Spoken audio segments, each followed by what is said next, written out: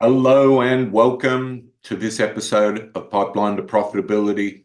I'm Alan Ferguson, and this podcast is proudly sponsored by Service Success Academy. So today I'm joined by Adrian Fadini. Adrian's from Tradesformation in Sydney, Australia. Now, Adrian is Australia's #1 sales trainer for maintenance trade businesses. Now, I have a bit of history with Adrian. When I first ventured into helping contractors via best practice and training, Adrian was one of the very first companies that I'd worked with, and we've remained close over the years. And Adrian's got some amazing insight to how to improve your business. And let's bring Adrian into the podcast, and I'm sure you're going to get a lot of value from today's episode. So welcome to today's podcast, Adrian. It's an absolute honor to have you here today. And might just kick off with you telling our listeners a little bit about Adrian Fadini, Tradesformation, and I want to venture into where the industry's going at the moment. Sure. So, Alan, first of all, absolute honor to be on the podcast. We've known each other for quite some time now. And I can't wait to have our discussion today. So a little bit about me before we get into that. Plumber by trade, had a business called Plumber to the Rescue, exited that in 2012. And I've been coaching, I think it's now coming up to 11 years. So, and also to training my team back then as well. And I'm exceptionally passionate. Everybody that knows me, if you spend enough time with me, you'll see me tear up with inspiration. I love what I do. I feel like I've been put on the earth to help tradies find that they have not only great businesses, but also for the staff members to be able to have great careers. And when they learn how to sell, honestly, ethically and morally, they realize that it's not just a job, they've got a career. So I'm very, very much heart on my sleeve, a passionate man. Love that. I think we can share some of that passion, and I know that together we're gonna share a lot of great advice for our contractor friends in the plumbing, electrical, and air conditioning space. So, yeah, I want to turn the clock back. I do recall when I ventured into the coaching space. I was running one of Sydney's largest service maintenance companies, primarily plumbing. We added electrical and air conditioning down the track, but you were one of the first companies that I actually got to work with and realized that all the problems that I had in my company weren't unique to my company. It was like, what's the old saying? Business would be so much easier if we didn't have to employ staff or have customers. I think that's true. But so I actually really enjoyed the coaching as you do, and I have to say I'm probably more passionate about helping contractors than I was having 100 staff operation. But we both share similar journeys. So where I wanted to go today is, there's some change happening in the industry, and the journey I wanted for us to go to in the next however long we're together is what changes are coming and what's good at the moment that contractors should be doing more of. Yeah, look, 100%. The correction that is supposed to be coming, I think it's been coming for 10 years. I guess also too, I take a very big picture view. I always want to remain positive, but I also want to be grounding my decisions and my advice in reality. And we have to have an economic turn of some sort, okay? And that can mean good things and bad things for people that are organized, or businesses and salespeople that are organized. For the ones that are organized, have great process systems, marketing structures, that's opportunity, because the poor ones will struggle and then they can be acquired, and the bigger guys, the more organized, not necessarily bigger, but the more organized can take market share. For the ones that aren't organized, that can be detrimental, because in a boom time, it's much easier to run a business. So what's coming? I think there could be some economic upheaval or correction in the near future. What does that mean for the listeners? I'm big on mindset. I'm big on resilience, big on psychology. and making sure that you, if you're the leader, depends on who's listening. I mean, there's going to be team members listening to this podcast. There's also going to be business owners listening to this podcast. If I'm a business owner, how do I make sure that I'm resilient, strong, got my house in order, but also mentally tough and mentally strong for what might happen, and be the leader that my team requires? Okay, when everything is falling, like the economy or life in general is going to hell in a handbasket, they want to look to their leader and say, "Yep, I'm on the right ship. This guy knows what he's doing. I'm staying here." Now, to answer the second part of that, what does it mean for a salesperson? Is no matter what the economy, you're always going to have a job if you are good at what you do. And good at what you do means blocking out the external noise, making sure you can stick to your targets, your quotas, improving upon yourself, and not getting caught up in the gossip and the whispers and all the other negative stuff that's out there that could take us off our course. Fantastic. Yeah, sales is, I mean, it's very important because without sales, we don't actually have a business. And, you know, I'm going to double back to the sales conversation because I have a not completely, I have a different view on sales and its purpose. But you're definitely right. There's, you know, we've had quite a few good years, and I think the last time where we had the amount of fun that we're coming into was probably GFC. Everyone said, well, Australia didn't enter recession, but it was a two-speed economy. It did. I noticed it considerably. We actually grew through the last downturn. We actually did better when the economy was slower, and I think the old less jobs makes you more profitable rings true, and that has a lot to do with how we sell. But I think there's some great, actually amazing opportunities for those that are really focused right now and have the right mentors like Adrian or myself. We both serve a very similar coaching role in the industry. You know, I purely focused on anyone that wants to grow their drain business. And but so right now I feel if you've got the right coach and you're doing the right things, conserving cash, because the last few years has been so much cash has been handed out, and that's not sustainable. It's why our governments, not just in Australia but in the US, governments are failing because they've been given away all this cash. They're printing money. So next year's probably, in my opinion, is going to be very, very interesting for a lot of companies. So, but sales, you mentioned the word sales, and what's the old saying? Everyone loves to buy, no one likes to be sold. We have to remember that with sales, because how many of the staff that you employed at Plumber to the Rescue and I employed at Omega and Super Drains, so that actually said, I'm going to go and work for this company so I can sell shit? No. Zero. Yes, we do need to make sales, but they didn't get into plumbing or electrical air conditioning to sell, but it is a very important role. So I'd like to run with that for a little bit. And you've got a very similar view to me. 100%. So I'm going to pick up a couple of things you've just said there. When the business is slower, we make more money. And I don't wear this T-shirt. I don't know if for the people listening, you probably can't see what I'm doing right now. On the front of my T-shirt, that as part of my uniform, it says "Slow down." 99% of trades, businesses, contractors, even the team members think, go next job, transaction. And even ones that learn how to sell are still leaving lots of money on the table. There's a direct correlation with the amount of time that you spend, or in fact, the longer the amount of time you spend with a customer and the amount of money or the average, how high you can get your average ticket sale. So I can't stress this enough. Even for the guys that are selling and doing good numbers, I still think in majority of cases, 80 to 90% of cases, you could slow down even further.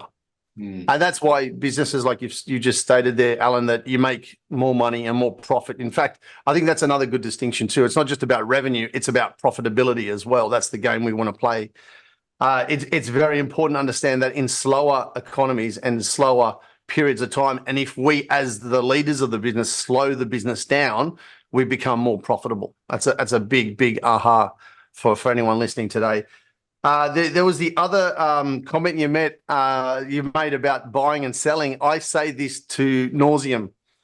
No one would understand if I said, yes, I'm a buying trainer, right? And what I mean by that, we obviously are sales trainers. And I say this to my new clients, existing clients, and I say to this, what we do is we don't sell a single thing. What we do with my 7-step sales system and similar to the processes you have, we create the conditions where the customer has a high level of trust and rapport and feels like, yes, I want to buy from you. So we create the conditions where the customer wants to buy from us rather than us sell to them. And that is a massive psychological flip here, because what happens is when I'm thinking of, and I see this and I deal with it on a daily basis, got to get my quota, got to do my inspection, got to go and hit budget. That focus is completely inherent on me. When I go back to, I want to create the conditions where customers want to buy from me, it's about providing service. It's about slowing down. And it's an inherent focus on them and helping them solve their problem. And you as a service provider get paid the fair market rate, that where you make a profit, the salesman makes a commission, and the customer wins because they get an amazing customer experience. So that's kind of my philosophy behind sales. I love it. When our team win and our customer wins, the company wins. It's really simple math, isn't it? So absolutely. I want to get, I think we're going to spend this time going back into some of the things that some of the value that each of us provide. So I want to go back to, I mean, what I know for a fact, and this was only when I started working with some of the greatest sales trainers on the planet. And, you know, I've had the likes of Charlie Greer, Tech Daddy, and Kenny Chapman. And then, you know, I've had Mark Madison, Matt Michelle. I've had some great trainers. It was only when Joe Cunningham, my current business partner, came and started working with us around 2013. And he implemented, you know, processes into our business, and let's call it the perfect service call, which is Joe's signature training. And we've modified that to the perfect service call for drains. Now it's transitioning into call by call management, which is the hot topic. And if we've got time, I'll touch on that a little bit. So one thing Joe said to me, the companies that he works with that have really slowed it down. I love that shirt, by the way. Thank you. I'll make sure I get one in the mail. Myself one of them. Yeah. Have really slowed it down, and they do the full inspection, home inspection, and they maximize the sale. Those companies leave about 40% on the table. Now that's the well-run companies, you know, 2 to 3 jobs a day. So how much fucking revenue is left on the table with the contractors that are not following a proven process? Yep. It's absolutely mind-boggling. And what resonated with me, and I try not to quote other professionals unless I actually name them in the quote. And something that Joe taught me, many things actually, was you can't make a sale to a customer for a problem they don't know they have. So how does that relate to you? You can't make a sale for a problem the customer doesn't know he has. I mean, that opened up, like that really got my analytical brain moving. How do you feel about that statement?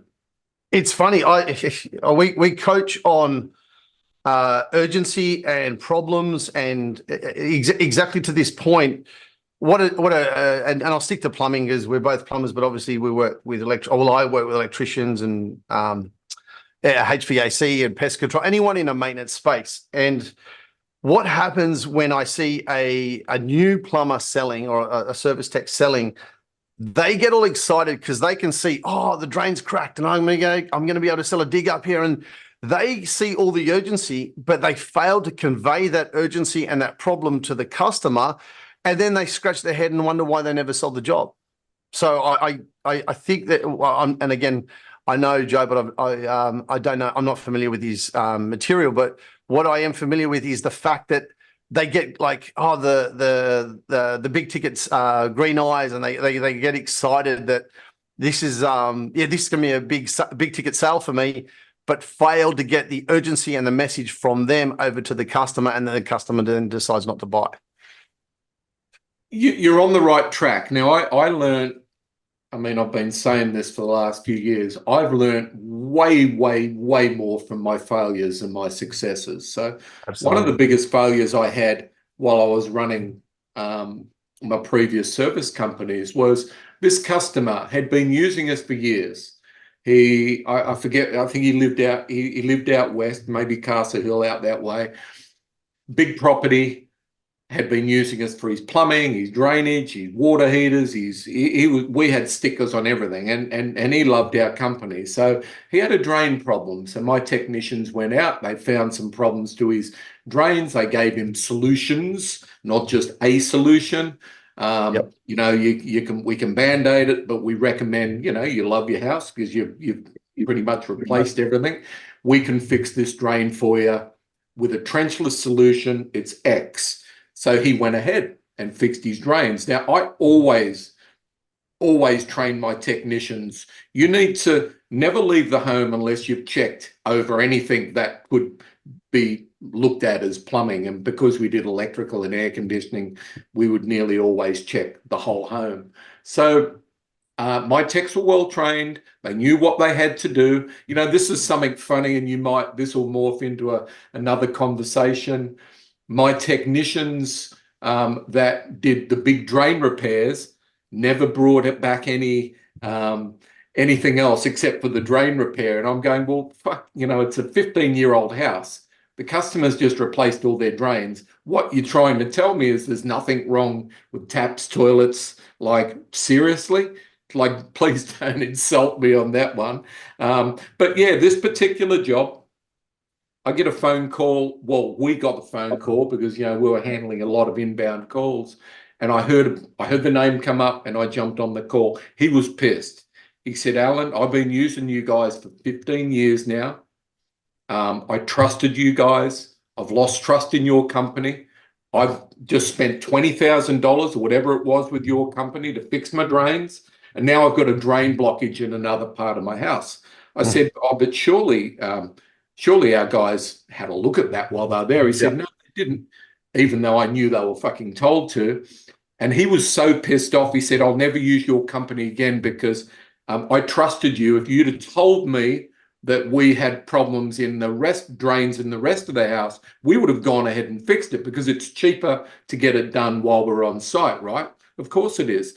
We lost a good customer who was worth hundreds of thousands of dollars because my team did not check the rest of his drains. Now, anyone that's listening, apply this to whatever you want, okay? It's our responsibility to check everything in that home, not just the plumbing, but anything that could shorten the equipment life or cause damage needs to be inspected, and it needs to be presented to the customer with an option. Stop fucking selling and start presenting solutions. That's, sorry for the F word, Adrian. It's I call it passion. A lot of people don't like it, but I could care less, right?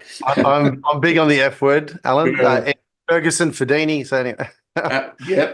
Yeah. So that's what I mean. The customer will never fix a solution to a problem they don't know they have. So this was, to me, this was a massive wake-up call.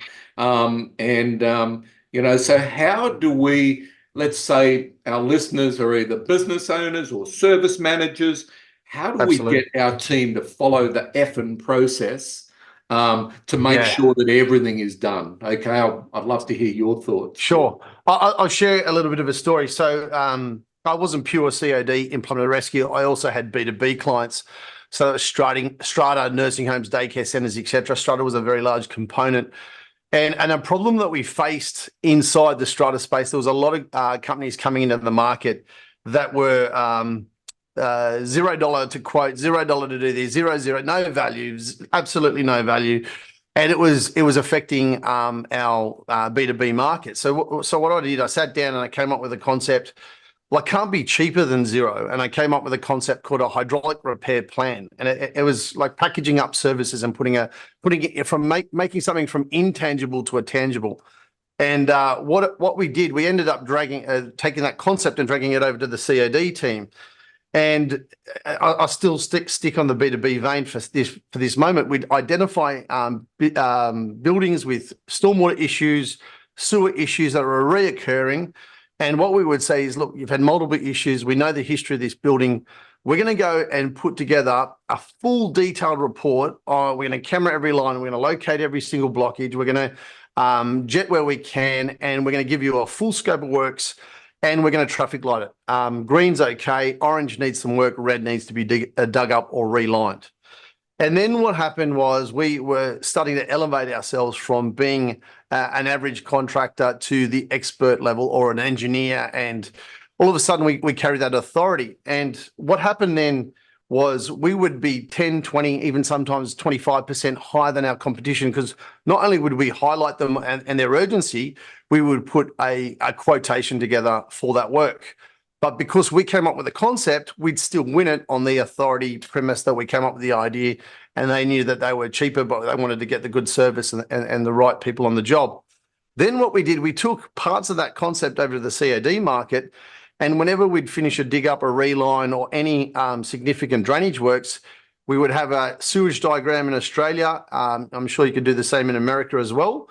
And highlight what we've fixed, what we haven't fixed, what needs to be done. So we're even planting the seed for future jobs down the track. So it became a really, really great way to have great communication, to have an amazing customer experience. So the customer knew what was happening and what wasn't happening. And then the next piece was also too great for us to remarket to at a later date. So it was from a problem. And this is the thing I think it's great to know as business owners, from every problem, and like you said, from your failures, when you're losing work to somebody, you actually learn more. And it's a really good lesson to remember. Yeah, I still remember that phone call. This customer actually was so pissed off that he had another problem that we didn't highlight. And, when I went back to the technician that actually sold the job, he did the right thing. He followed the process. He won the sale. But I always recommend the service I need to stop calling sales technicians. They're service technicians, or they're senior service advisors. Should go back towards the conclusion of the job, just to check that the job's done to the customer's satisfaction, and then be looking for that further work. So when I asked, well, why didn't you go and check the rest of his drains? He said, oh, Alan, he just spent 20,000.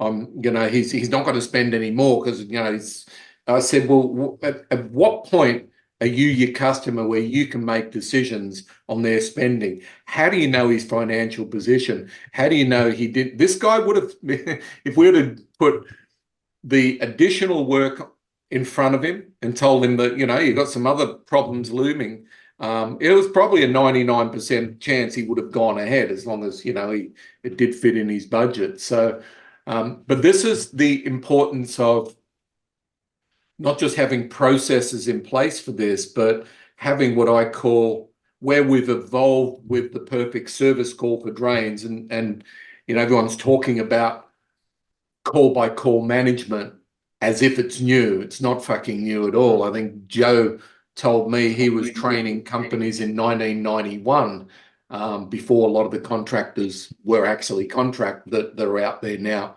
claiming fame from call by call management. So we're now actually transitioning our clients across to a completely different process, where you don't need to be reliant on sales guys.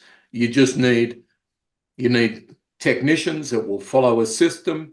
They can explain to the customer, show the customer the problem, highlight what the problem is, and give them solutions. They don't want to make sales, great. The call-by-call manager or the senior manager can actually do that for them. So this is the change that's coming, which I think is going to make a big difference to everything that is old is new again. Yeah. So sorry, I'm off on a rant about. No, not at all. Not at all. Still pissed off about that customer that we lost, but I'll get over it one day. Yeah, I'm sure you will, mate. We can have a chat after this. But I'll add something to what you said there. And I see this a lot when we're coaching or training, sales training technicians, doesn't matter what trade they are. Often they're younger. Often they could be somewhere between 20 and 30. And sometimes, and not always, but often the bigger jobs are going to be at someone that might be 40, 50, 60 years of age. And their perceptions of the world are very different. Like to a 22-year-old or a 25-year-old, $10,000 is a huge amount of money, okay? Or to not to all, but to some, it could be a huge amount of money. But when you're a homeowner and you've got mortgages and debts and these things, all of a sudden you're no longer just spending 20 grand on the drain. I'm protecting a $2.5 million asset. If I don't do the $20,000 worth of work, that asset will depreciate and it'll cause me more and more problems. And it's really important. And again, this is also too why the call by call is fantastic, because it takes that perception blockage out of the, pardon the pun, with the blockage out of the equation. But also too, what you can do is train the service techs to understand that their perception is not reality. It's reality for them, but it's not for their customer. So and again, one of the core values of Tradesformation is stand in your customer's shoes. Okay, they're not 25, they're 51, whatever age they are. They've got this asset they want to protect, and 20 grand might actually not even be a huge amount of money. So it's very important that we drop our filters, pause for a moment, again, slow down, stand in the shoes of our customer, and do at least attempt to see the world the way that they see the world. And like you said, also to stop trying to make decisions for them, get it in an option sheet and put it in front of the customer and let the customer decide. They can tell you no, and you're still in the same position, but more often than not, they're actually going to say yes. Well, what's the worst that can happen? They can say no. But look, this is really important for any technicians that are listening here. And look, I don't say things sarcastically to be a smart ass or anything. Well, maybe I do, I don't know. But you are not your fucking customer, okay? Please stop determining. This annoyed the hell out of me when, we had customers that, I remember one customer, we end up doing a $90,000 drain repair off an inspection. No urgency. It was just this customer really cared about their property and they didn't want a flood or they didn't want sewage coming into the house. How would we have made a $90,000 sale if we didn't identify there was a problem and present the customer options, So just for all technicians that are listening, I want to say this again: stop making decisions on behalf of your customer. Slow it down, as Adrian said, and just give your customer options. But you're only going to present solutions to problems that they have. No, don't try putting stuff on there that they don't need. But we both did hot water. There might be some really economical heat pump options on the market that can save the customer thousands of dollars in running costs. Nothing wrong with giving them that option, or with air conditioning systems, but that's probably one of the important takeaways I'd like to harp on here. Sales is not that hard.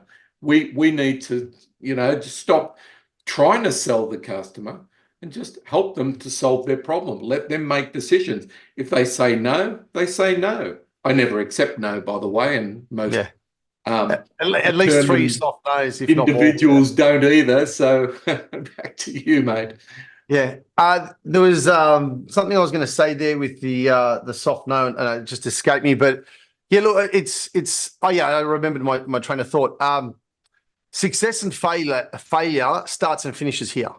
Okay, it's all about the mindset, and it's also someone from the past, Mike Aguilera too. I've actually watched a lot of his stuff and been connected with him of late, and he says a lot about success and failure. I could give you every single possible sales technique, strategy, skill, and in the 7-step sales system, my sales system, the first 2 modules are all about mindset for clarity and success.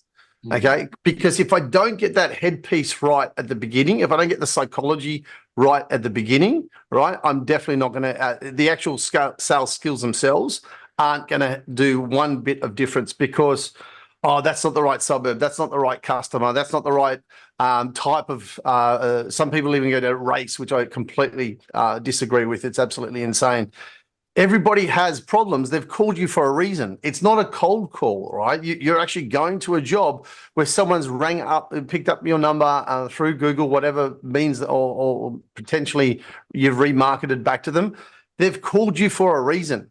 So if you start to doubt why you're there in the first place, then you're going to actually project that upon the customer and they're not going to proceed. Right. I actually go even one step further and say it's absolutely divine destiny that you've been called to their property. You're meant to be there. You're the right solution for them. And if you don't believe that, how the hell are they going to possibly believe that when you go to present your options to them? So I get very emphatic on how I believe it's synchronicity and it's meant to happen when you're actually called to a customer's house. And that gives you a lot of resilience of something you just talked about. Another phrase I say often is, who are you in the face of no? Some guys will go no straight away. Before they even got a no, they're out the door. Some will go 3, 6, soft nose, hard nose, and still be there going, I know I'm the right solution. I'm just going to see if I can come in at this angle. Or I'm going to try and come in at this angle. And that resilience pays off. That's the difference between an order taker and a true sales professional. Love it, Adrian. Love it. Mike Aguilera. Yeah, I think we brought Mike down to Australia around 2012, 2011, something like that. I've learned a lot from Mike over the years. But just on the mindset thing, I did a great podcast earlier on this year with the legend Lee Miltier, and her whole premise is about success as an inside job. So everything, and Mike's right. Everything is to do with our thinking.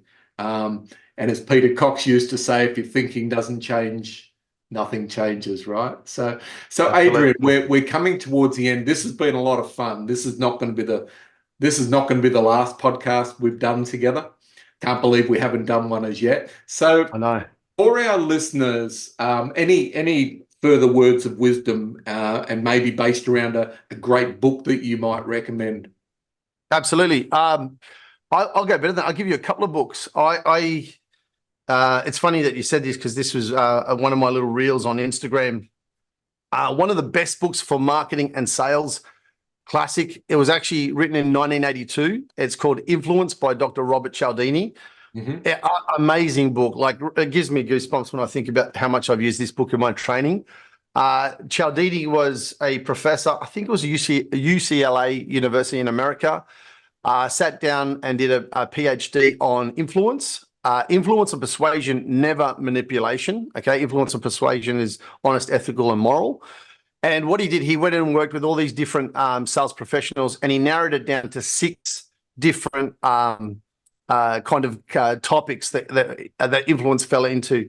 And I'll see if I can remember my own lessons. Number 1, in no particular order, social proof. This is why 5-star Google reviews and testimonials are so important. What you and I say about ourselves, Alan, doesn't matter. It's what other people say about us. And also social proof in using stories when you're selling. Also, too, liking. You got to be likable. You don't want to become their friend, but you want to have that friendly professionalism, but not going over. You never want to get personal and never talk about your personal life with the customer.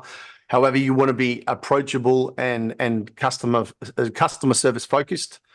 Scarcity, some sort of urgency, some urgency in the sale. Consistency, so a proven process to an outcome.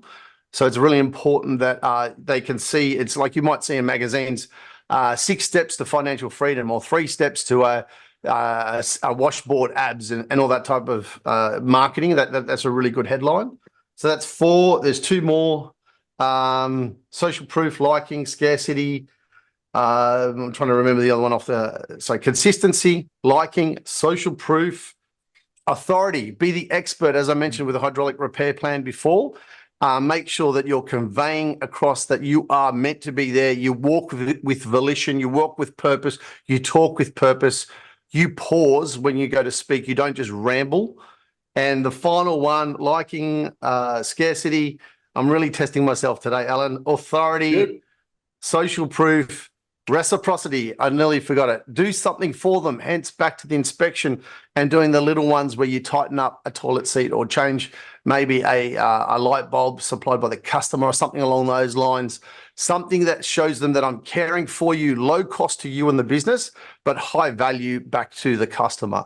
And that sets off this act of reciprocity where they go, well, he was so nice. I feel almost like obliged to go and buy from him now. So that's, I won't go any further. That's the one book I would recommend. I won't go for the other ones. That's fantastic. I've actually read that book. I'm a big fan of Robert Cialdini. Great book recommendation. And then one of the ideas that come from that is stores that give you a bottle of water or a small gift, or a restaurant that gives you some mints.